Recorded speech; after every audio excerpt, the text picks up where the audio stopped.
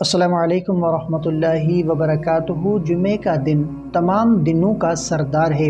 یہ وہ بابرکت دن ہے جس میں ایک ایسی گھڑی آتی ہے جس میں کی گئی دعا کبھی رد نہیں ہوتی۔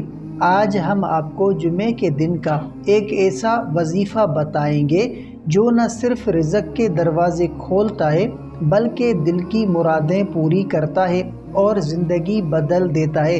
تو اس سے پہلے اگر آپ لوگ میرے چینل پر نئے ہیں تو سبسکرائب کر لیں اور ویڈیو کو اپنے دوستوں کے ساتھ لازمی شیئر کریں۔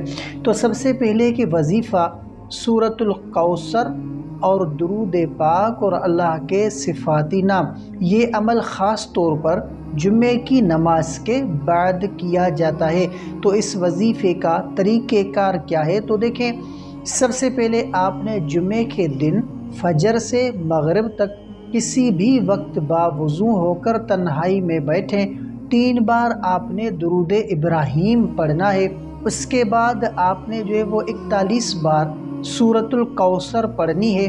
اِنَّا أَعْطَيْنَاكَ الْكَوْثَرَ فَصَلِّ لِرَبِّكَ وَانْحَرْ إِنَّ شَانِئَكَ هُوَ الْأَبْتَرُ۔ اب یہ صورت آپ نے 41 مرتبہ پڑھنی ہے۔ اس کے بعد آپ نے 100 مرتبہ پڑھنا ہے یا وہاب یا رزاق۔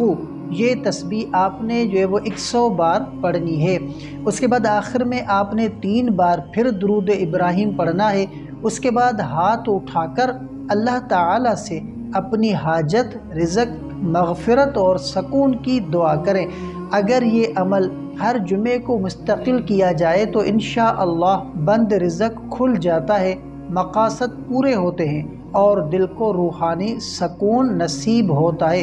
تو جمعے کا دن صرف عبادت کا نہیں بلکہ دعا کے قبول ہونے کا خاص موقع ہے۔ اللہ تعالیٰ اس دن بندے پر خاص رحمت نازل فرماتا ہے۔ اگر ہم جمعے کے دن کو بابرکت سمجھ کر تھوڑا وقت نکال لیں تو ہماری زندگیوں کے مسائل ختم ہو سکتے ہیں۔